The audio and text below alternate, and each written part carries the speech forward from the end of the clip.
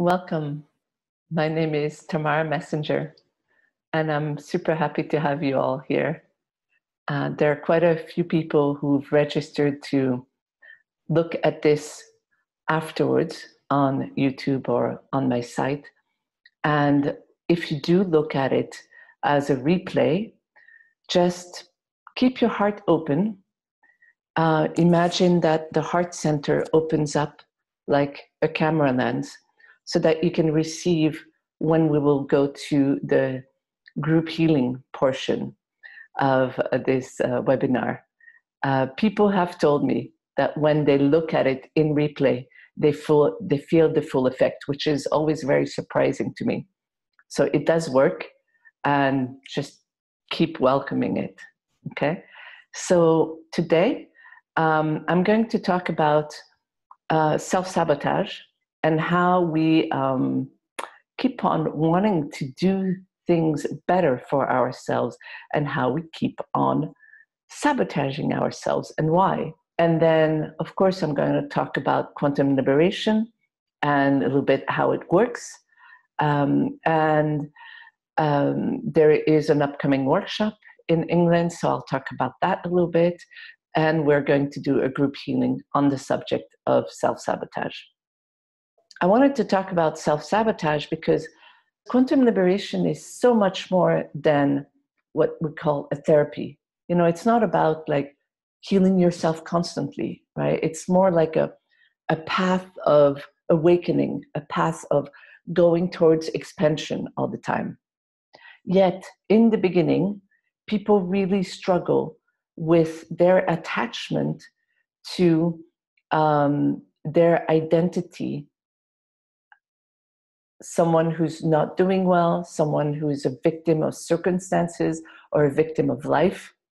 And also they struggle with the suffering and letting go of that suffering, not taking it personally.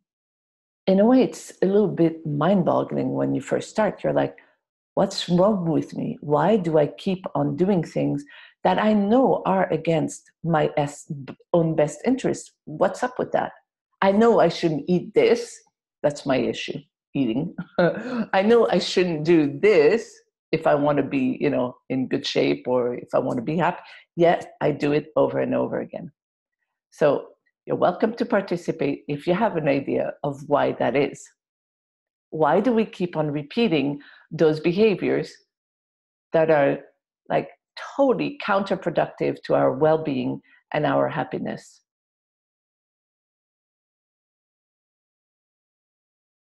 Why would programming make us do things that are bad for us? It doesn't make sense. Or does it? Why?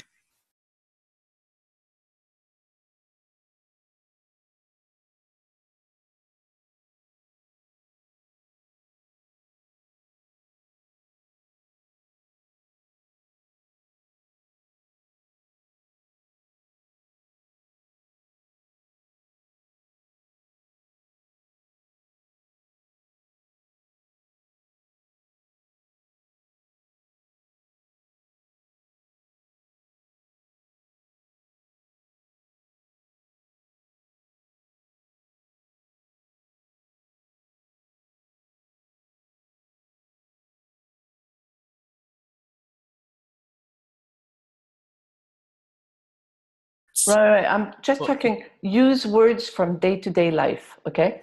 So that we're on the same page and that we don't add wording that people would be like, what is she talking about, right? So first of all, yes, it's going to take 30 days or 21 days to change a habit, unless you look at the pattern that is holding the habit and you liberate it, which is the point of quantum liberation. Because very often when we work on something, all of a sudden our habit will change, but it's not going to be a big deal anymore because we're not going to fight against ourselves, against our hidden programming that says, do this when we want to go there. We're going to clear all the things that are attracting us to there so that we can naturally go there.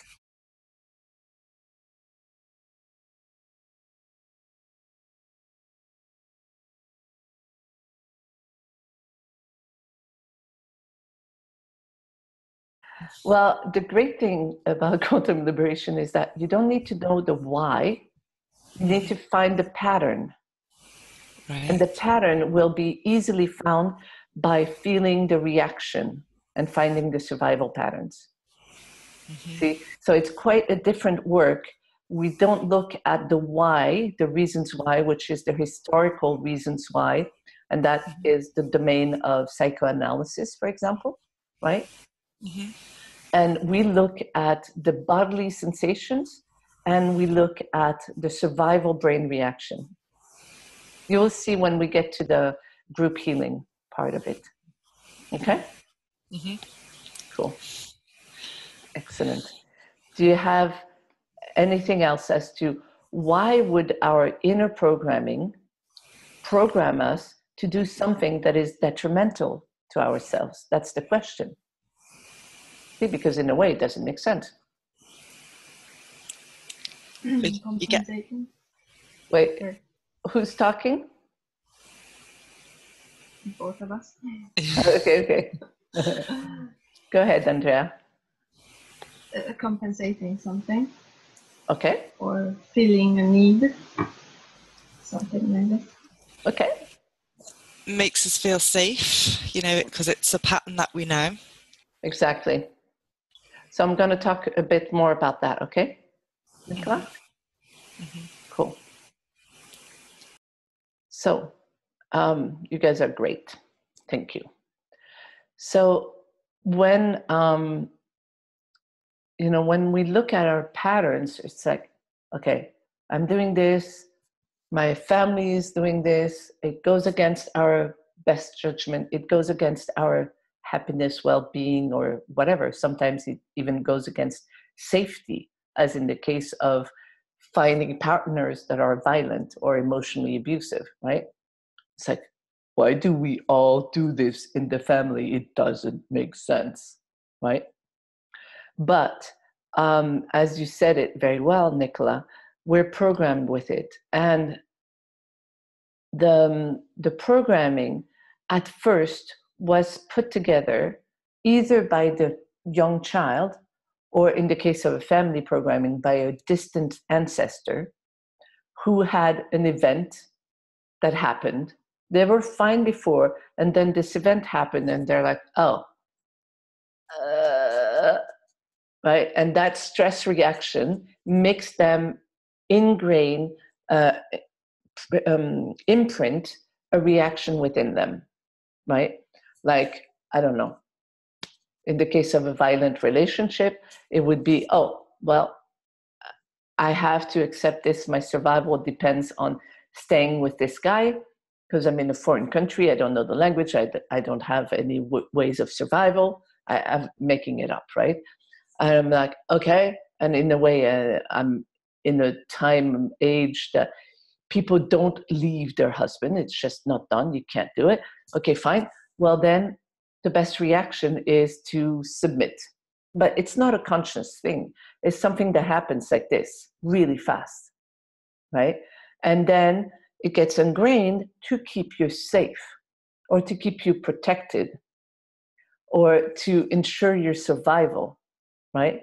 And then it gets passed down generation, those traumas get passed down generations, and people start repeating them and they don't even know why. They're doing it because the unconscious is way more powerful than the conscious mind. And if the unconscious brain has, the subconscious brain has a programming, anytime something happens, it's going to be like, oh, this reminds me of this programming. This is what we're doing, right? It makes sense, right? But luckily, there is a way to free yourself from it. As soon as you have the awareness that this is something that you would like to be freed of, then you can do it. Sometimes it's super fast. You will find the root pattern super fast within minutes of having the awareness that this is actually an issue and you would love to be free of it. And sometimes it's super slow. And you will, look at the issue thinking, I'm wondering what's still keeping it in place, until one time you have a duh moment. Oh, duh, that was like so obvious. How did I miss this? That was what was holding the pattern in place. So that's why I call this the school of enlightenment, because you have to become aware of what's going on. And sometimes you don't need to become aware of what's going on, but you have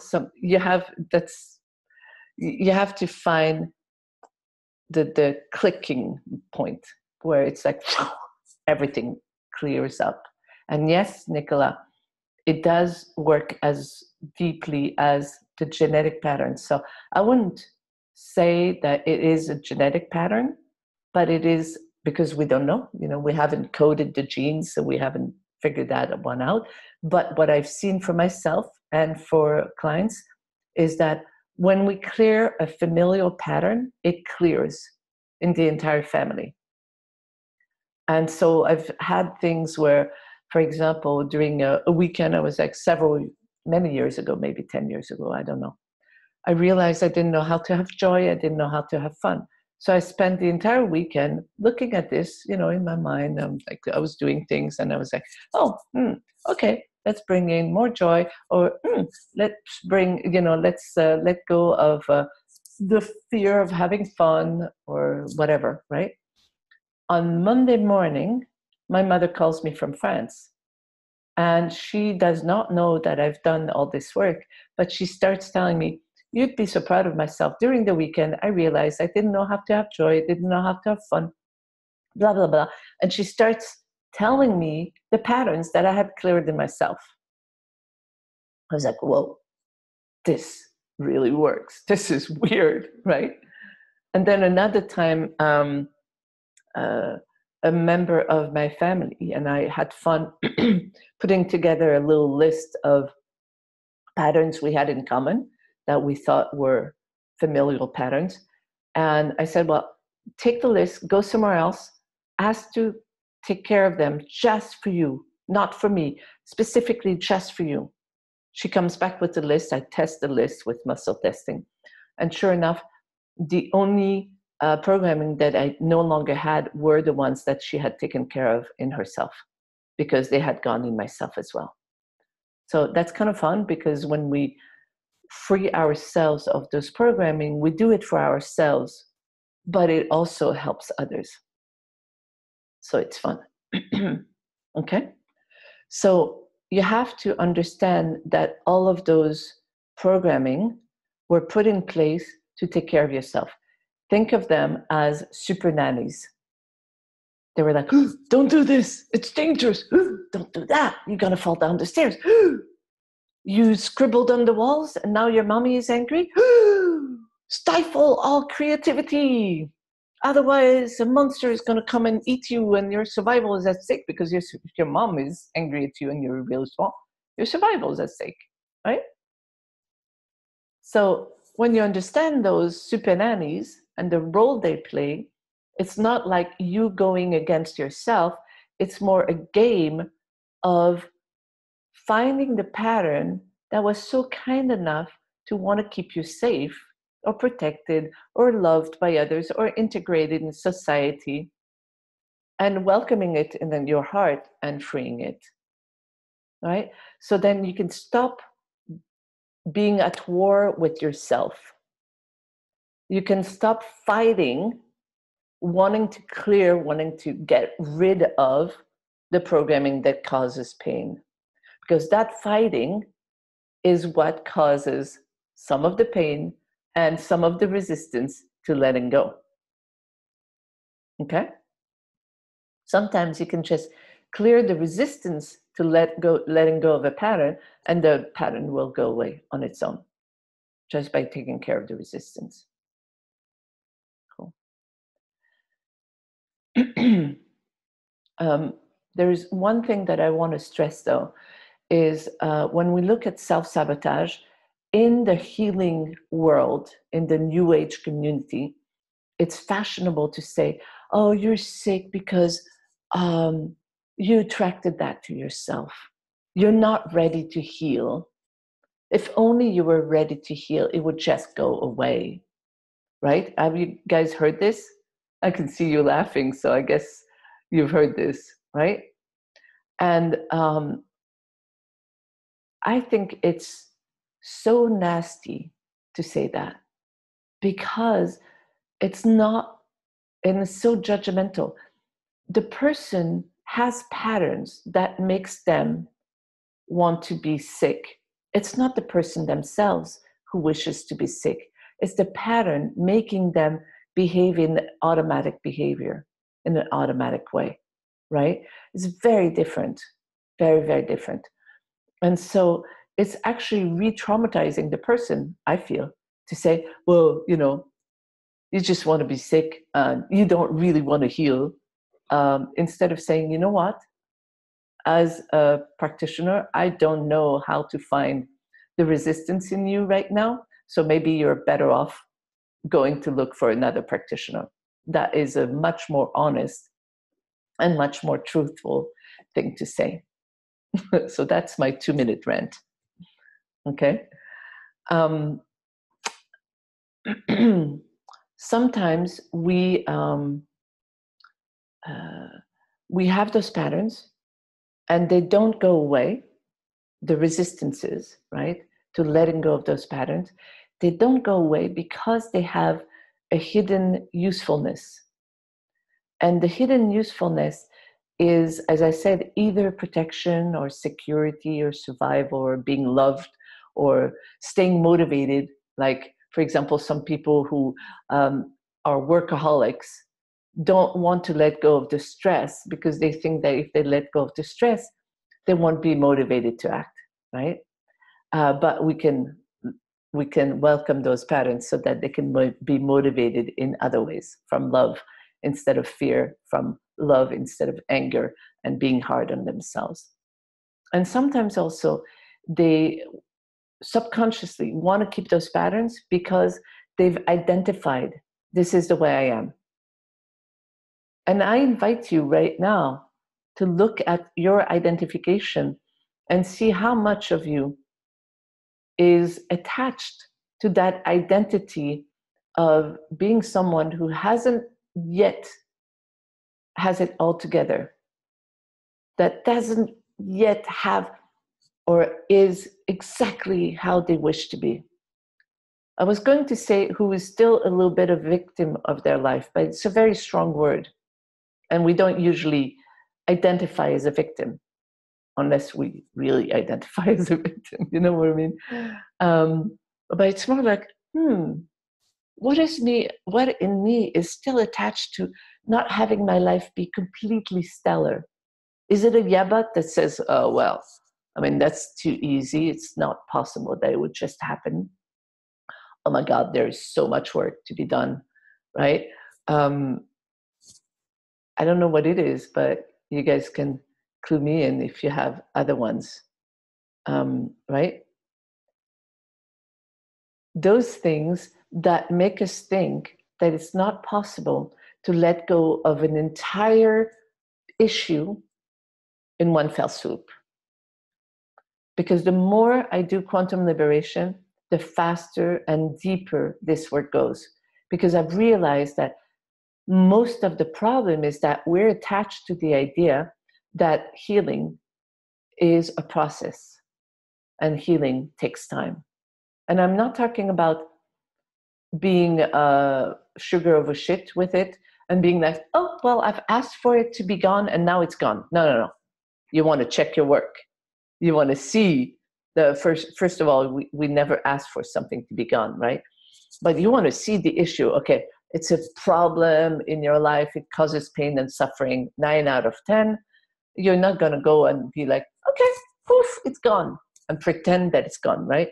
You really want to look and see how it is in your life and be open that maybe there is more, but for right now, it's at a 0, but maybe there's more, and you will see, because it is a game of expansion.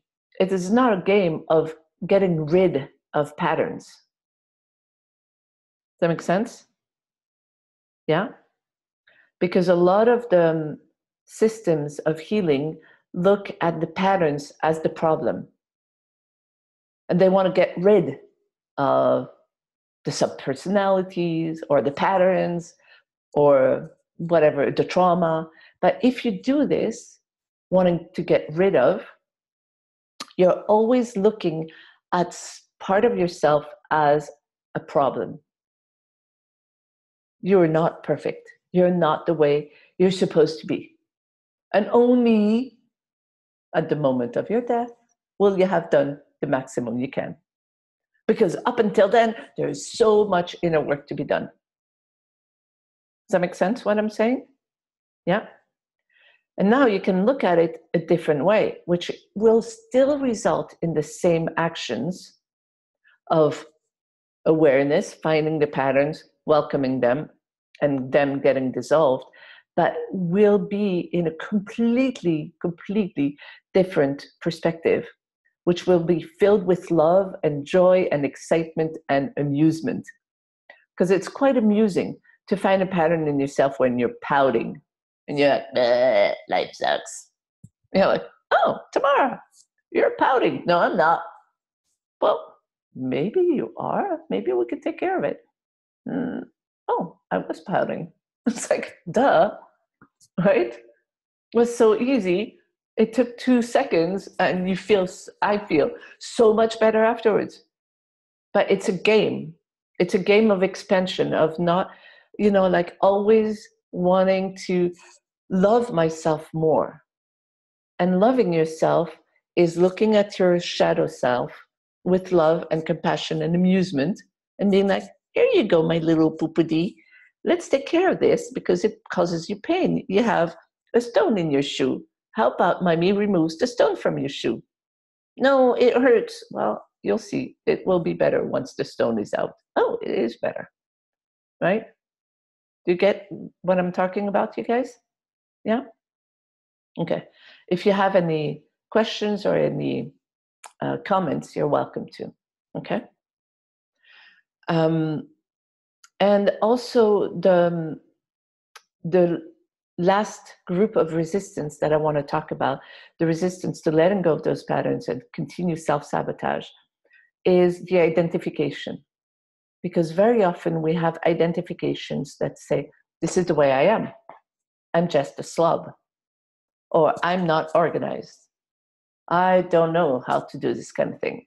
Or, I don't know, I am not motivated, right? I'm not an action taker, right? And those have been identified, have been imprinted in you, but they can be dissolved as well. They can be loved up so much that they dissolve.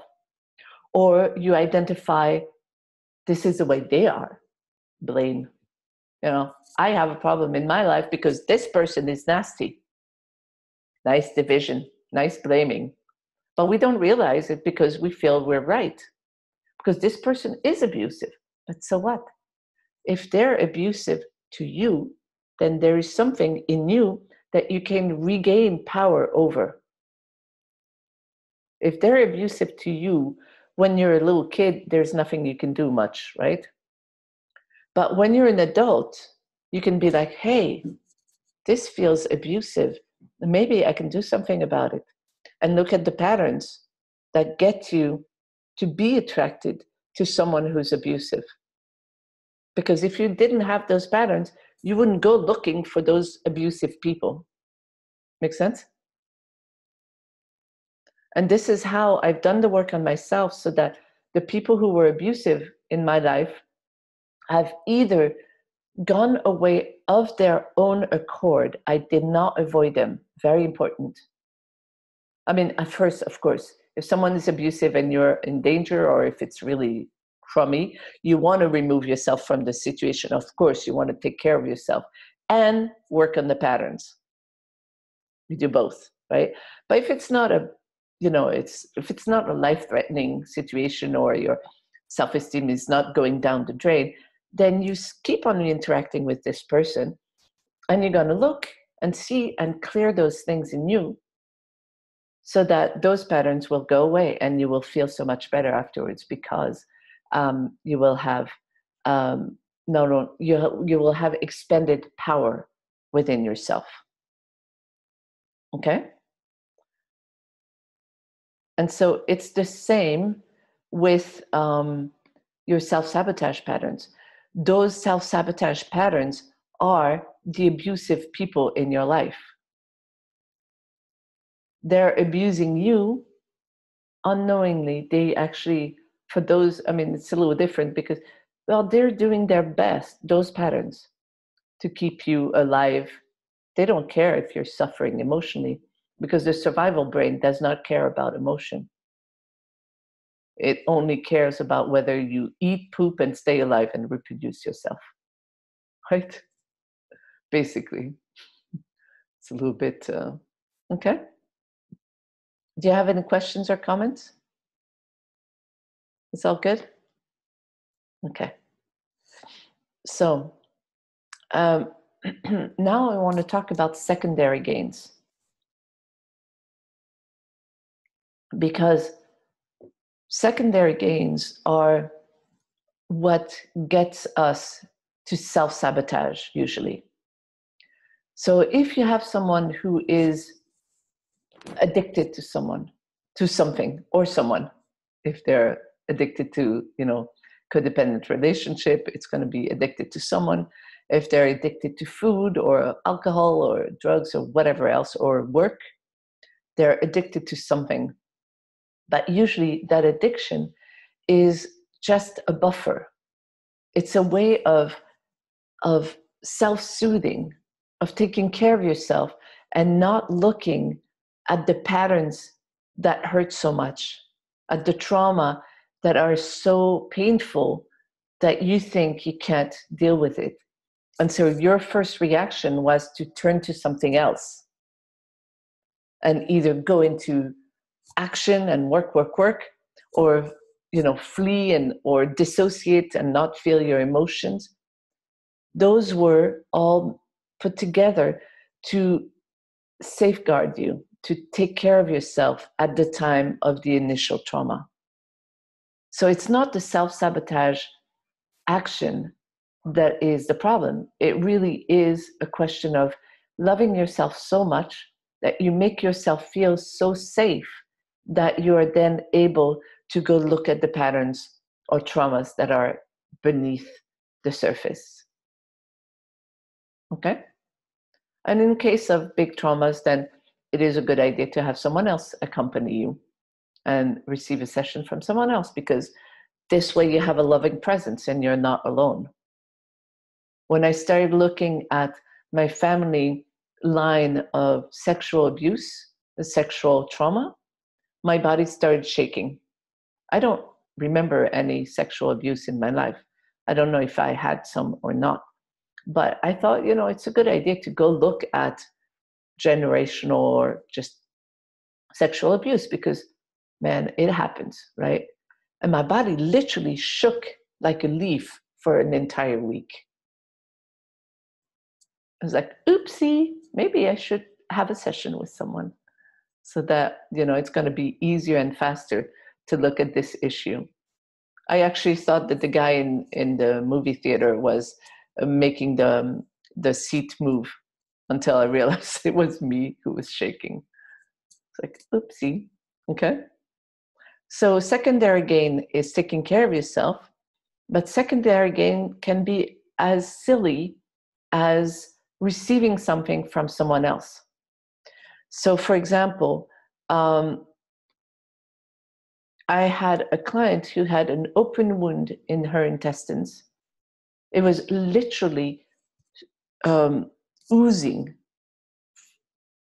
from the skin, because she had an open hole directly in the intestines. Pretty gross, pretty painful. And I'm not a doctor, I'm not a nutritionist, I'm not a dietitian, so I don't give advice, right? And I don't heal people. I just give them classes and say, on becoming aware of the patterns and, loving themselves, how to love yourself, right? And so I was like, well, have you looked into food intolerances? Because for me, at least, I can tell you my experience, when I stopped eating gluten, for example, I stopped being depressed. I mean, the big part of depression went away.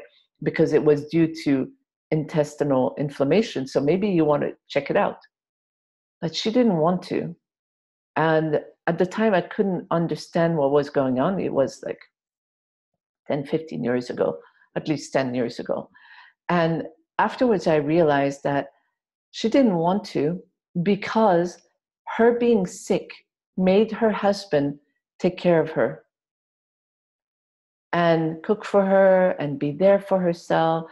Whereas before, she had felt she was lonely and her husband was not interested. So she had used the secondary strategy of attracting someone's attention by being sick and being a victim, which I am sure we've all done that when we were kids, right? And then we grow out of it. But if we don't grow out of it, then you keep on doing it as an adult. Okay? So another one that I've seen quite often, and she didn't want to look at the issue, right? She did not want to do more work to look at why and what was keeping her from wanting to clear this food issue. So I cannot force someone to do sessions if they don't want to, right? So another one I've seen quite often is when people have accidents and there is money at stake. They're going to receive a settlement.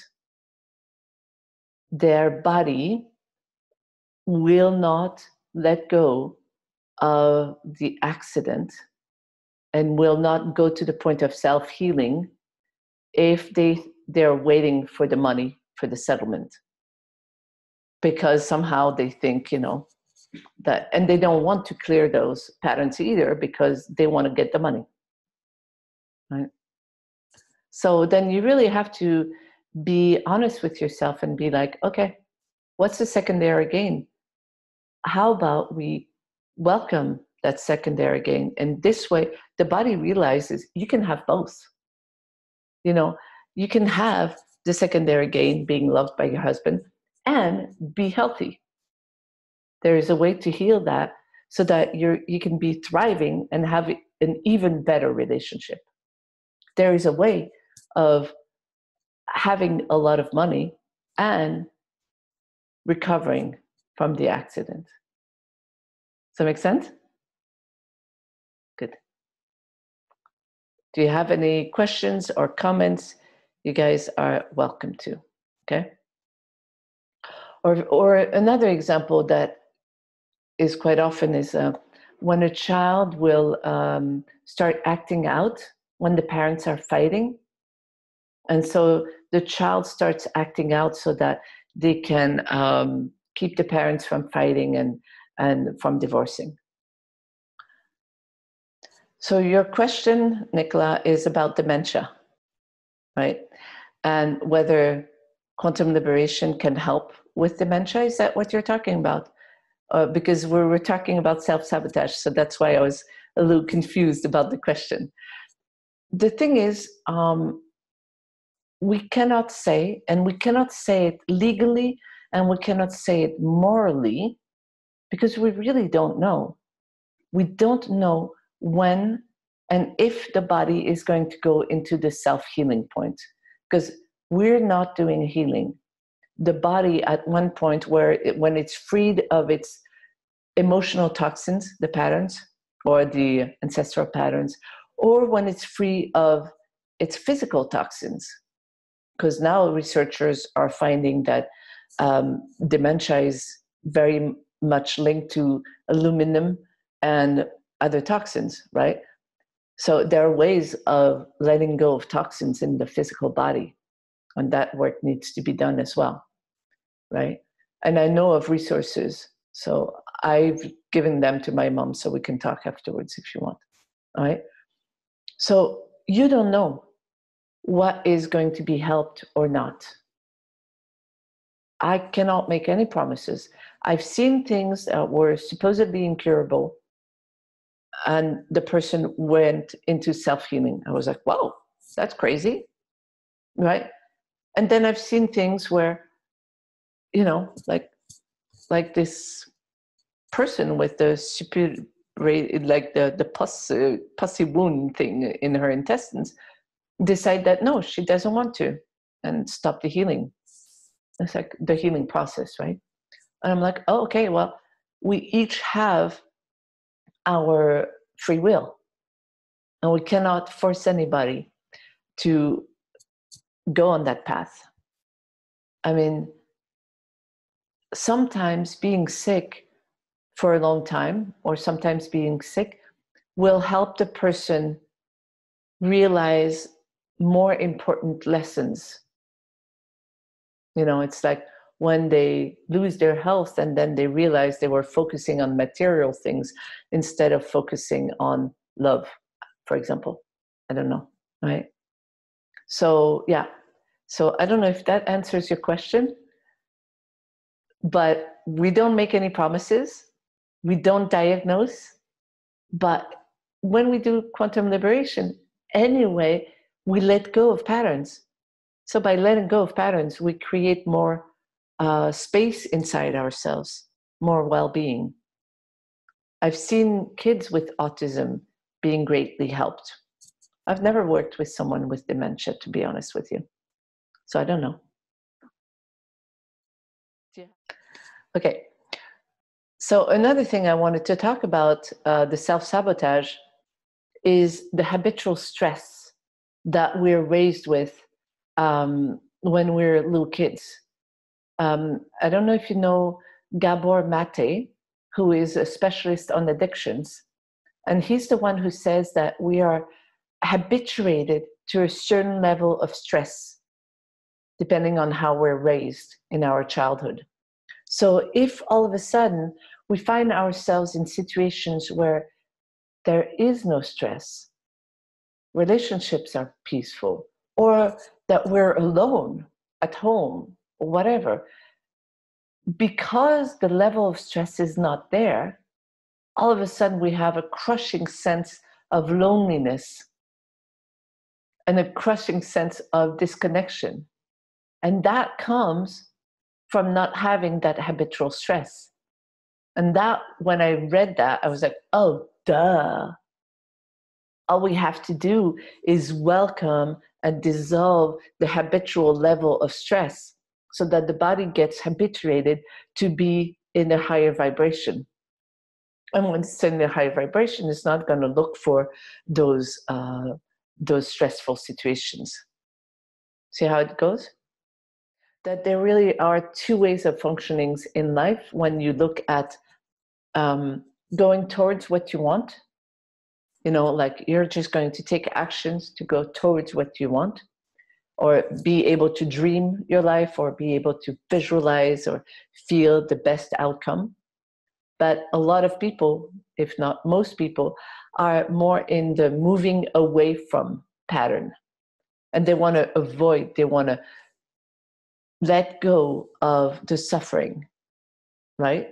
And so they start doing inner work and they're so happy because they're moving away from suffering. But if they don't take care of that, what NLP calls meta programming, it's actually someone on the call, Dean, who talked to me about that. He said there was those meta programming, that moving away from, of moving towards. It's like if you don't take care of your habit of moving away from, you're also going to be moving away from what you want. Oops. And that's going to create more self-sabotage because you're so habituated in moving away from that going towards what you want will create stress. So you're going to have to do some inner work about that so that you can be like, woohoo, I'm moving towards this and this, right? And it becomes a joyful process of liberating yourself instead of that drabby feeling of, oh my, I have to do more inner work because I need to move away from this pattern. Yeah? I see you smiling, so I see that I'm speaking something that talks to you.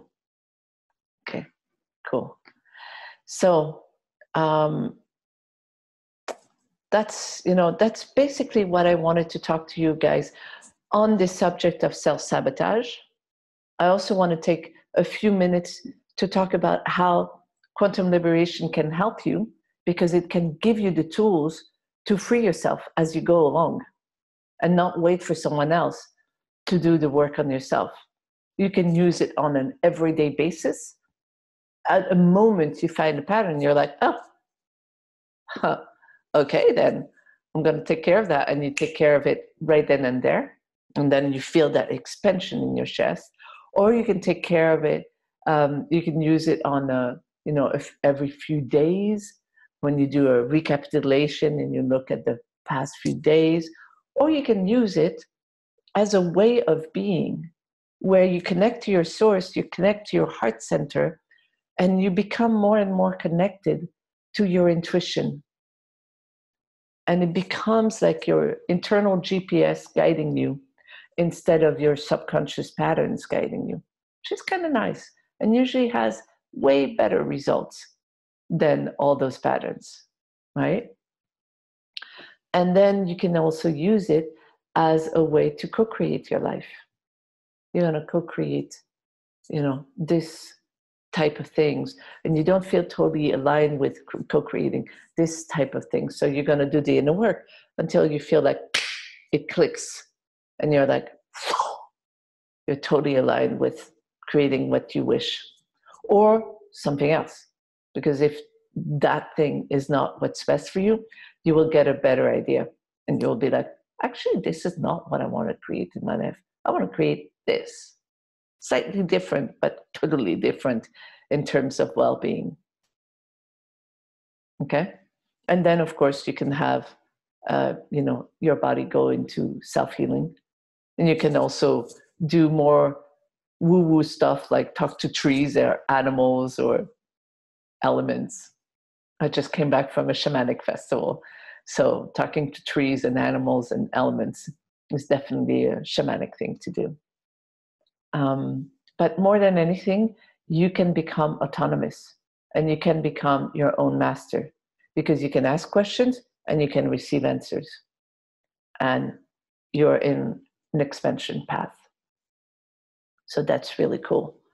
And I'm teaching it in a weekend workshop format. And in English, it's going to be in the beginning of June in Liverpool. So if some of you are interested, I I'm super glad if you want to come, because I love sharing this. A lot of you on the call are actually people from past workshops. I see someone in Switzerland, I see someone in Poland, in Hungary. I'm not sure where all the others are from, but there's some French people as well who decide that they want to come to the English-speaking webinars and not just the French-speaking ones. So I see that there is a question. I am going to look at the question. Yeah, I mean, I've been working with quantum liberation a lot, and it's absolutely just amazing, an amazing tool to have for yourself, for your own expansion, but also for others, really start to see all the patterns. But what I've noticed is doing some clearing, the pattern it's not fully clearing. So is it a case of just working more deeply with that pattern because it's so deep, or is there something else, another layer that needs to be looked at? And also, can you talk a little bit about calling in the attributes? So if it was self-worth and it's a really big pattern and you keep clearing and you get the final resolution coming to your fullest power, is that also a tool that you can do to call in your highest attributes? Can you talk a little bit about that? Yeah. Thank you, Claire. You amuse me, Claire. You know why? Why? Because you're using quantum liberation or a version of it, yet you've never been trained. So yeah, I like download things. Right. So that's why the pattern keeps presenting itself, because you're not going to the root of it. But no worries, in just a couple of weeks, you will learn how to get to the root of things. And you will learn to know the difference when it's totally clear or not. Does that make sense? Yeah, of course. Okay, cool. And yes, absolutely, you can call in attributes that you kind of forgot you had. I mean, you can even have attributes from other people or from your future self. It's crazy. I don't know how it works, but it works. So you can, people usually copy my ability to connect to source. And then all of a sudden their connection gets way bigger just by doing that. You can, pretend that you've already known how to do this, and then you like bring it in, and all of a sudden you know how to do it. It's like really strange. Or you can ask a friend to feel into their specialty. Like, let's say they know how to be super organized, and you feel into that and you bring it in. And it's like, wow, all of a sudden I feel so much more organized and I'm better able to organize myself. That's a fun thing to do. And we will work with that and we will play with that during the training workshop. Yeah, for sure. I'm really looking forward to it. What? I'm really looking forward to it. Cool. We'll go deeper into the module and the training. Mm-hmm. Very good. Thank you. And just so you guys know, in Liverpool, I'm going to give a free in-person group healing on the Thursday before the workshop, so that people who don't like to be on the internet or whatever, they can come and meet me. So I'm going to look for the date because I'm super organized. Any more questions or comments? The group healing in Liverpool is going to be on Thursday, June 7th. And then the workshop in Liverpool is going to be on Friday evening, June 8th. And then all day on Saturday and Sunday, 9th and 10th of June, 2018. And of course, if you want support or if you want help or if you want to have a private session, I'm reachable via Skype or via WhatsApp or via my Facebook page, which is Quantum Liberation, or Tamara Messenger. There are two of them. Does anybody else have other questions or comments? Very good. I don't know if I'm very, very clear or if you guys are a little shy. I don't know. I don't know if some of you are from Great Britain or from other countries, but before doing this work, a little anecdote. I'm used to Americans who are super loud and react and, ask questions and cut you off and everything. And so I had a tour business in New York City for many years. And I had Americans, I had French people. And one time I had a British group. And, I was with them for a few days and we saw the city, went to the restaurants and everything. And at the end, and I was like, I think they really hated it because there was no reaction from them, right? And then they were like, this was the best tour I've ever had. I was like, oh, okay. It's just a cultural difference because I was so used to Americans who are a little bit too loud, right? Especially in New York. So that was pretty funny. So that's why I keep on asking. If you guys have questions or comments, please don't hesitate. If you want to be edited out, I will edit you out. And if you want to just write it down, you can write it down on the chat. Okay? So, if that's okay with you, if there is no more questions or comments, we're going to do a group healing. Sounds good? Yeah, just one more question. The quantum liberation, because I've done a lot of stuff in the past, since 2001. So will that deepen support or, have a positive impact on the stuff I've done in the past? Or will it not have any, So cute, Nicola. I love your questions. Okay. So what I've seen happen is that people will say, oh, well, I've dealt with this issue. It's taken care of. And I'm like, if it is taken care of, why do you even talk about it? Because if it's taken care of, you've actually completely forgotten that it was an issue, right? So if it's still in your mind, it just means that there is a little something, even if it's a 1%, that will be taken care of more deeply, maybe at the survival brain level or something, maybe at the genetic, ancestral lineage level. And then when it's really taken care of, you feel your heart open up and you feel a real sense of expansion. And the issue is like... I wasn't talking about an issue. Okay. I was talking about the previous courses I've done in the past. Yes. Will quantum liberation support, the healing modalities of learning? Yes. Will it deepen them? Are you a practitioner? Well, I'm not a practicing practitioner. I'm not set up as a business, but I do use a lot of healing, do a lot for family, friends. Okay. So, and, a lot of swaps. Okay, cool. So thank you for being more precise with your question.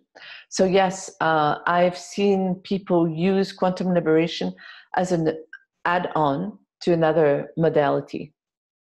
For example, I have a friend who is a massage therapist, and he has a big school in Manchester, where he teaches a lot of students, how to do sports massage. And I showed him how, for myself and for my friends, I will use quantum liberation to go in and release the pattern that is stuck in the physical body. And he was like, oh, this is so cool. It clears so much faster than just with the massage. Or I've seen a lot of people use Reiki and quantum liberation, or IFS and quantum liberation, because it's going to make it so much faster. With IFS, you have to talk to the parts and everything, and you have some manager parts that are resisting. And when you get to those points, then you can just take care of them and welcome them with quantum lib, and it's taken care of. It makes the sessions so much faster. I had a friend when I was in San Diego who was one of the top applied kinesiologists in the country. And we would swap sessions, and we would use applied kinesiology to find the patterns, because at the time I had a very different way of finding patterns. So at the time, applied kinesiology was better for that, finding the patterns. And then we would clear them with quantum lib.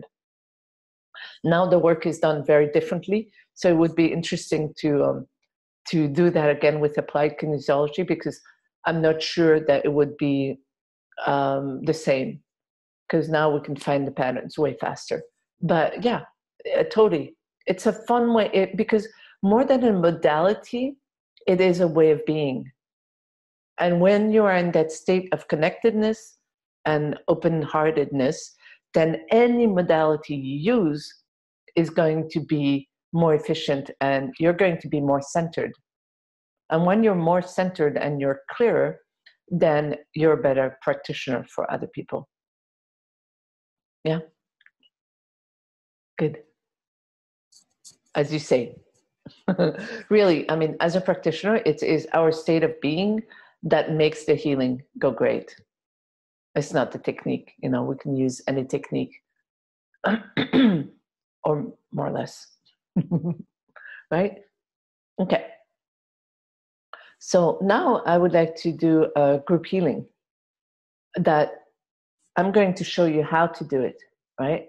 And again, if you're listening to this in replay, I've heard a lot of testimonials that have said that their life has changed, transformed, expanded just from listening to the replay. So here's how we're going to do it, okay?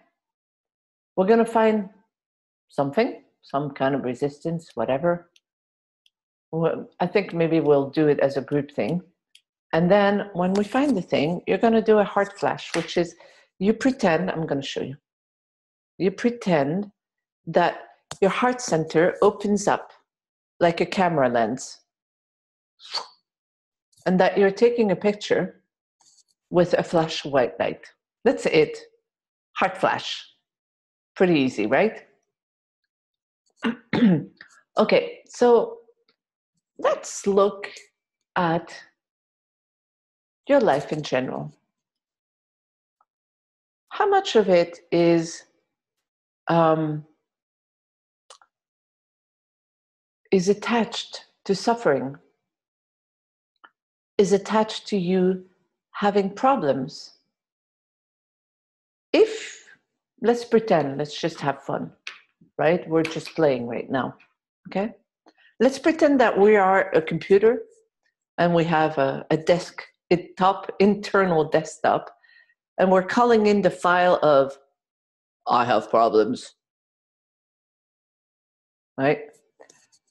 What's preventing you from taking the entire file and putting it in the cosmic recycling bin? Listen to your inner talk about the suggestion of putting the entire file of, I have problems, into the recycling bin.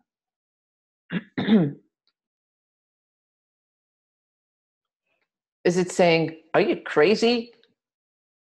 Is it too good to be true? I'm not saying it's going to work, by the way. I'm not saying that. I'm just saying we're having fun, right?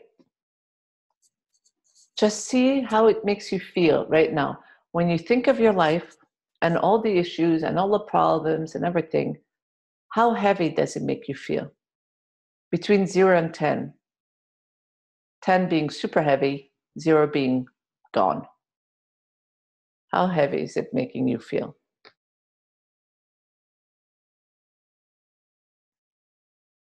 So what's coming up to your mind?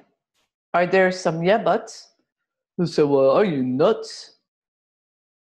Are there some, I have no idea how it's possible?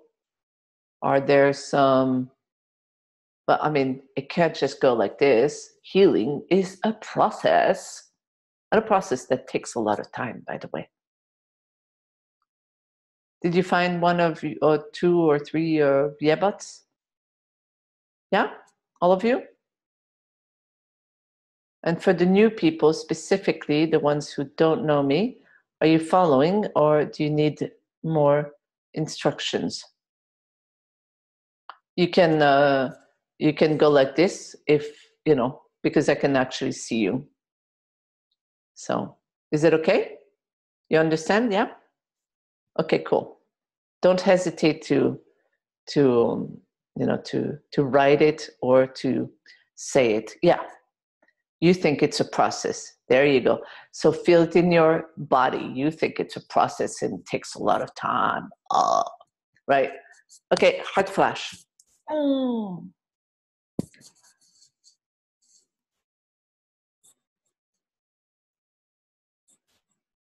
And how about we do some group healing on being able to look at your patterns, whoops, I forgot to tell you that it makes me jolt, not from a place of beating yourself and thinking, oh my God, it's not good, but more from a place of self-inquiry with love and compassion and fun. By the way, those involuntary movements that I'm having are involuntary and they're not necessary. You do not need to make those movements for the healing to work. They are completely unrelated. They're what are called Kriya movements that happen when something gets freed up either in me or in one of the person that I'm working on. Okay? So let's connect up again. And let's bring in some goodwill towards yourself. Blah. Ooh, that was a good one. Some goodwill and some, how do you call that? when you're like a mother who loves a child and is like taking care of them, so that you can start looking at your patterns from a well-wishing kind of point of view. I'm French, by the way, if you haven't understood why my English is weird sometimes and I'm mixing up words, is because English is my second language. Okay. What else do you need? Look at the whole identity of I have problems, I have issues, and how heavy it feels now. Does it still feel as heavy, or is it lighter already?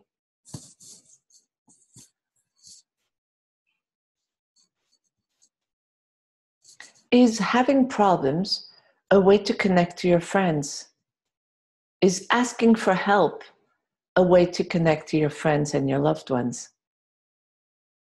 A way to feel safe and protected and a part of your tribe?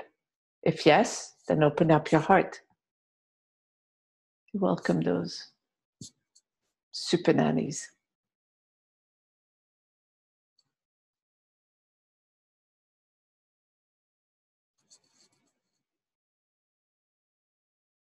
Is the file I have problems getting lighter now? Is your attachment to suffering starting to get lighter? If not, you have to let me know. If yes, you have to let me know. So I have feedback. I love feedback. It's like this. Okay, good. You can write it down because I cannot see everybody. So ST, I saw you, but not everybody else. Okay? So what else do you need? Look at your whole identity of I have problems. I cannot throw it away because what's left then? Good point. Let's ask, what's left then if I let go of all my problems? Please show us. Mm-hmm. Oh my God. Did you get the answer? What's left if you let go of your identification to having problems?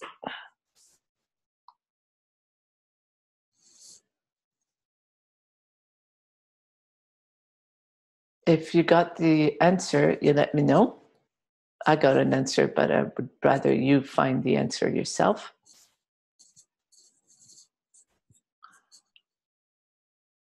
And let's take care of also the thought that it's not possible to not have problems. All humans have problems. And I'm not talking about not having things that you would like to get better, right? But I'm talking about this identification to someone being, to life being a problem or you being a problem. That's what we're letting go of. So you're saying, Claire, that what's left is joy. Excellent. And what's the but, Andrea? You're a blank paper that you're supposed to fill, but you don't know how, but you're afraid to. Just fill into that but. And let's take care of it. I've got to tell you guys, the real work begins when life is doing pretty good. That's when the real work begins. And that's where true expansion is. Because at first it's easy. We're motivated by pain. We want to move away from pain. So we're doing the inner work. But when life starts going pretty good, most people have a tendency to abandon and to stop doing the inner work. But doing the inner work is our GPS and it's our steering wheel. So if you stop doing the inner work, you start creating your life as an artist of the spirit, which would be really, really sad. Because then you let, again, your subconscious mind decide for you instead of following your intuition, your heart, and your guidance. So how does that feel now?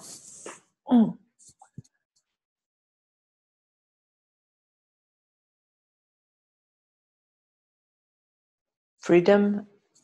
That's good.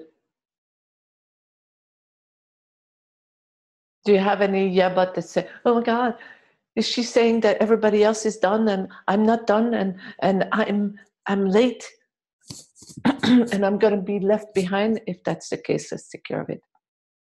You're feeling lighter. Excellent. Thank you. What else is there? Take a look.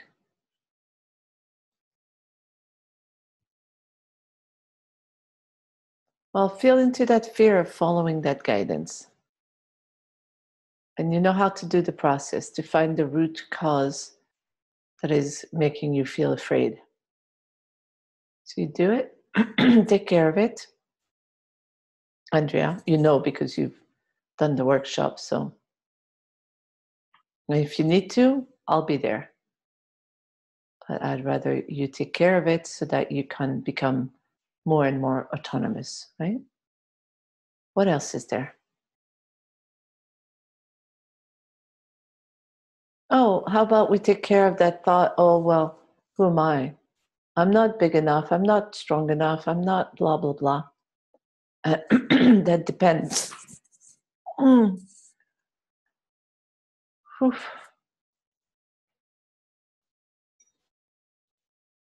Okay.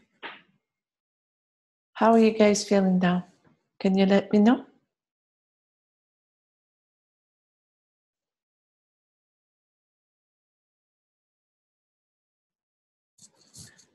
Okay, I'm going to give you guys all the ability to speak. Unmute all. It's going to be very noisy. I just want to hear one word from everyone so that I know everyone's okay, okay? Go ahead. Jacob, you feel good. Excellent. You're allowed to put yourself back on mute. Good. You're doing good? Okay, cool. Good. Did you feel a change before and after?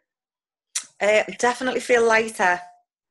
Okay, good. Yeah. Is there still something there when you think of that whole file of I have problems? No, not really. Not really.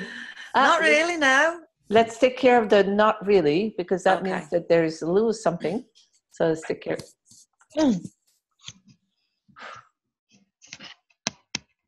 Okay, how's that now? Good. Good? Mm-hmm. Good. Are you okay Good. if I keep your voice on the recording, or would you rather edit you up? Yeah? Okay, cool. No, that's fine. Good.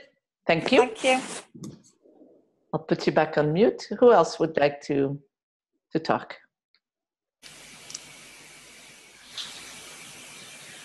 Okay, so we just had one shy participant who just realized that her whole family line has programs that say, I have to suffer. So that's always pretty funny to notice, because once they're gone, your whole family benefits and you feel so much lighter. So thank you. Who else would like to say? You don't have to if you don't want to. I'm just always curious.